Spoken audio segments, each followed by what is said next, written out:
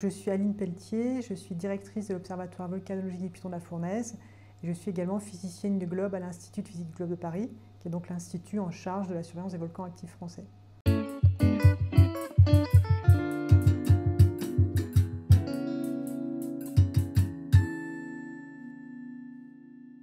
Alors effectivement, depuis maintenant un peu plus d'1 an et demi, il n'y a pas eu d'éruption au Piton de la Fournaise. La dernière éruption remonte donc au 2 juillet, 10 août 2023.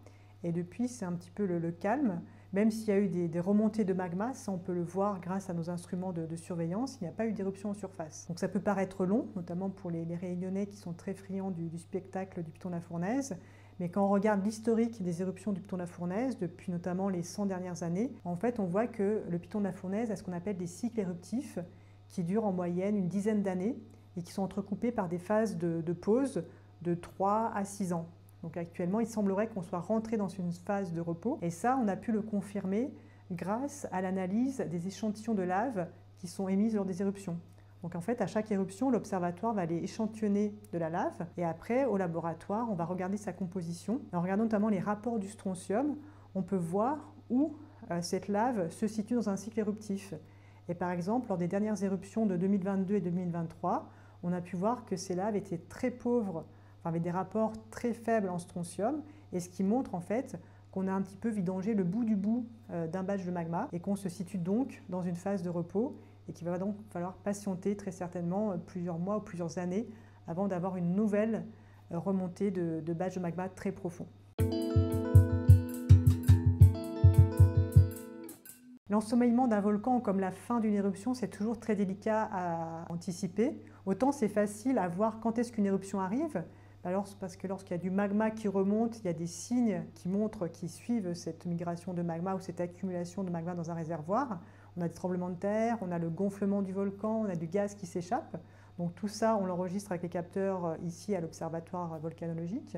Enfin, les capteurs qui sont sur le volcan mais qui envoient leurs données en temps réel ici à l'observatoire. Et donc c'est comme ça qu'on anticipe les éruptions. Mais lorsqu'une éruption est en fin de vie ou lorsqu'un volcan est en train de rentrer en phase de repos, on n'enregistre plus ces signaux de remontée ou d'accumulation. Donc c'est comme ça qu'on sait qu'on est dans une phase de repos. Mais par contre, on ne peut pas dire combien de temps ça va durer. On verra lorsque l'activité va reprendre, plusieurs semaines, plusieurs mois avant une reprise d'activité, on va avoir de nouveau une mise en pression du système magmatique. Et là, de nouveau, on va recevoir des signaux qui nous montrent qu'il y a de la sismicité, de la déformation du dégazage. Et donc là, on saura qu'une éruption se prépare.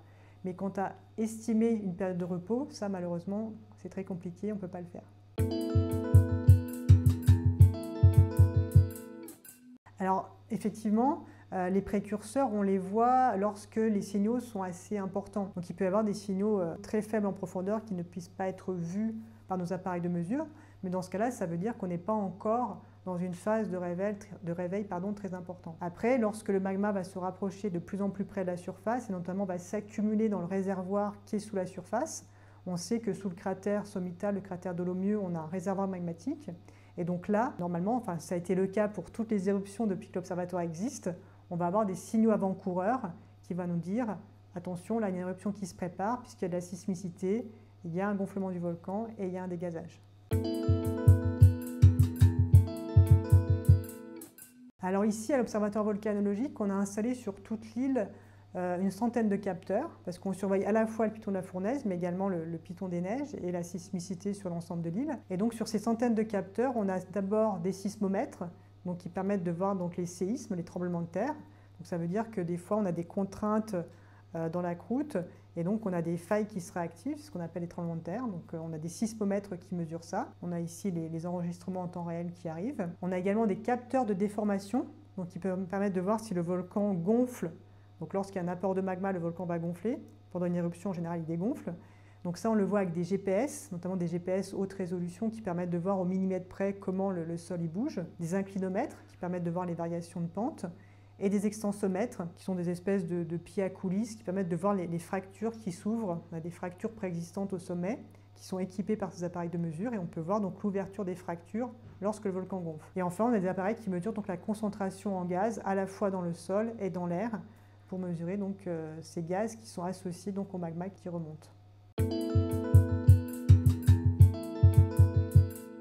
Les 3 signaux précurseurs qu'on observe sur la majorité des volcans, ça va être donc les tremblements de terre, la déformation, le gonflement d'un volcan et le dégazage, puisque le magma, c'est de la roche en fusion, mais également des gaz.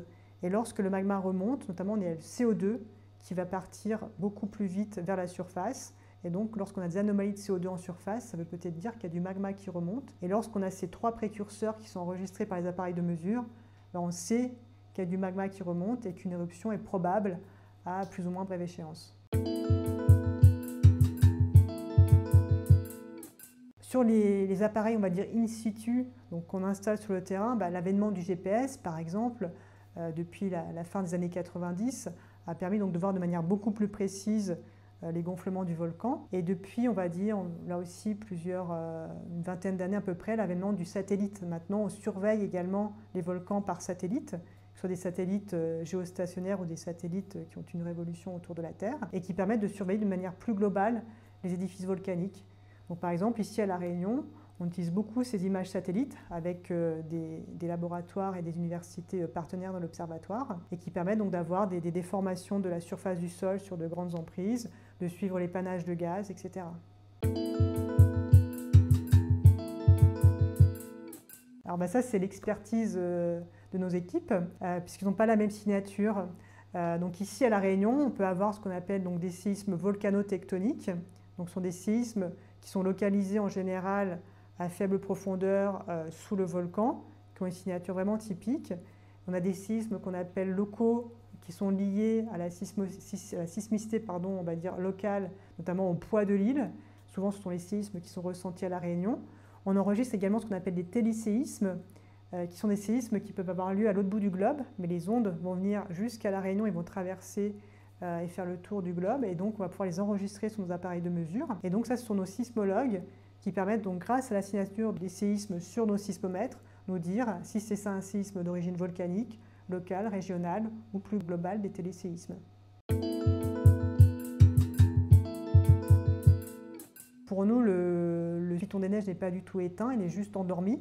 Il n'a pas eu d'activité depuis, selon les estimations, depuis 12 à 20 000 ans. Souvent, on estime qu'il faut attendre 50 000 ans pour considérer un volcan définitivement éteint, donc on n'en est pas là. Donc on a des stations sismiques sur le Piton des Neiges, donc on surveille son activité. Pour l'instant, il n'y a pas de signaux qui montreraient une quelconque reprise d'activité, mais on le surveille de près également. Chaque appareil de mesure a vraiment un rôle bien spécifique. Donc les sismomètres sont là pour mesurer donc, les tremblements de terre, les GPS, le soulèvement, le gonflement, le changement de position en fait, d'un point sur la surface du globe. Et les capteurs de gaz mesurent donc, les concentrations de gaz soit dans la terre, soit en surface. Alors là, on a les signaux qui arrivent en temps réel de l'observatoire et on a également la mise à jour des cartes, notamment là c'est la carte de la localisation de la sismicité sur un mois. Donc on voit qu'il y a très peu de séismes sous le volcan, ça confirme un petit peu l'état dormant du volcan actuel. On a pas mal de sismicité ici sous la roche écrite. C'était il y a 2 semaines, il y a eu un séisme ressenti par la population ici. Vous avez un essaim de séismes, donc tous les mois on a une dizaine de séismes dans cette région, parce qu'on sait qu'en profondeur, à une dizaine de kilomètres de profondeur, il y a une faille qui existe et qui sera active de temps en temps. Et après, donc, vous avez un peu partout disséminé dans la région des plaines et des fois un peu plus loin du littoral. Ici, vous avez les vecteurs GPS. Donc là, il y a un vecteur qui est un petit peu en erreur parce qu'il était en panne. Donc il faut regarder les autres vecteurs. Ce sont des GPS et donc on voit le déplacement du sol. Donc les déplacements, ils sont assez petits puisqu'actuellement, donc, il n'y a pas vraiment de déformation du sol suite à cette phase de repos qu'on observe actuellement. Ici, vous avez ce qu'on appelle les inclinomètres et les extensomètres. Donc, c'est des variations de pente, là, c'est sur 24 heures. Donc, il n'y a pas vraiment de signaux, là aussi, probants, puisqu'on est dans une période de calme. Et lorsqu'il y a une éruption, on peut avoir des variations de plusieurs centaines de microradians, alors que là, l'échelle, c'est juste quelques microradians. Voilà, et puis quelque chose qui est un peu plus connu, ce sont les webcams, qui sont très importantes aussi pour voir la météo. Aujourd'hui, pas de bol. Mais en cas d'éruption, on peut donc avoir un visuel sur le site éruptif. Donc là, ce sont tous les sismomètres de l'observatoire. Donc en rouge, c'est les stations qui sont au sommet du volcan, en jaune, celles qui sont dans l'enclos. Ça, ce sont toutes les stations qui sont sur le Piton des Neiges et celles qui sont dans le sud de l'île, ici au sud. Donc là, c'est assez bruité parce qu'il fait assez mauvais, comme on l'a vu sur les webcams. Donc dès qu'il y a du mauvais temps ou dès qu'il y a de la houle, ça va perturber nos signaux. Mais sinon, dès qu'il y a un tremblement de terre, on peut le voir directement en temps réel. On voit les signaux qui bougent, c'est vraiment du temps réel. Et donc là, c'est l'ensemble de nos capteurs de mesure. Donc je vous ai dit tout à l'heure qu'on avait une centaine de capteurs de mesure sur le volcan. Mais en fait, c'est sur l'ensemble de l'île de la Réunion, en fait. 96% sur le massif du Piton de la Fournaise. Donc le massif du Piton de la Fournaise, ça va bien de Saint-Louis à Saint-Benoît, toute la partie est. Donc une grande majorité sur la partie active. Mais on a également des instruments sur le Piton des Neiges, principalement des sismomètres, parce qu'actuellement, c'est la seule chose qu'on enregistre sur le Piton des Neiges, c'est la sismicité. Et après, sur le reste du volcan, on a à la fois des capteurs de déformation, de gaz et des sismomètres. Et vous pouvez voir là à quoi ressemblent donc ces stations. Donc sur le terrain, en général, les stations, c'est comme ceci, puisque c'est des stations qui sont autonomes, panneaux solaires, batteries, coffrets électroniques, des instruments qui sont posés sur le sol. Là, vous avez une webcam qui vise le cratère. Là, vous avez une antenne GPS, des pluviomètres. On a également des pluviomètres pour voir donc, la météo qui fait sur le volcan, des inclinomètres pour voir les variations de pente du volcan, un sismomètre sur place, et une station de gaz. Donc c'est ici à l'observatoire volcanologique, qui va venir pomper dans le sol du gaz et on va mesurer la concentration en CO2 dans le sol comme ceci.